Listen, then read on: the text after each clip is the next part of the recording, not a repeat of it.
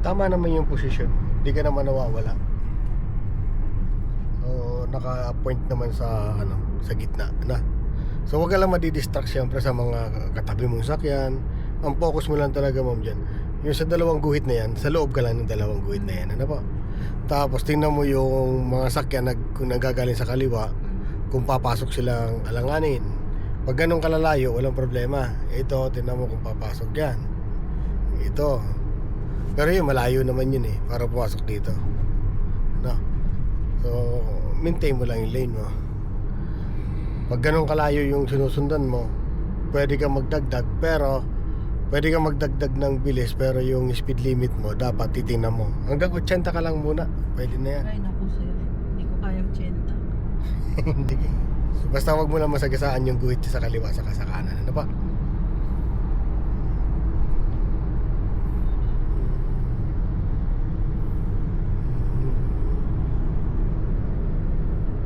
Takot naman.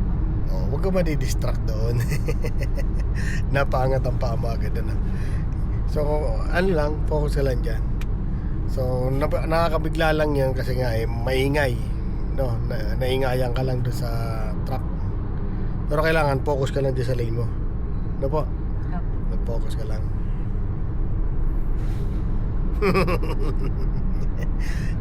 Hinga pa, hinga. Magaling ka nga doon sa city driving Paras din naman po yan. Maganda nga dito, dire-diretso lang kayo para paras kayo papunta doon. So ang kailangan mo lang dyan, maintain mo lang yung lane mo, no? Kailangan huwag ka lang mabibigla yung bigla may dumaan dito mabilis, kakabiging manibela pa kaliwa. Hindi pwede. Kailangan focus lang. Pag nabigla ka dito, mamreno ka lang konti, no? So tanggalin mo yung gas mo lang, then position mo sa brake. Huwag yung hihilahin mo manibela pa kaliwa o pa kanan.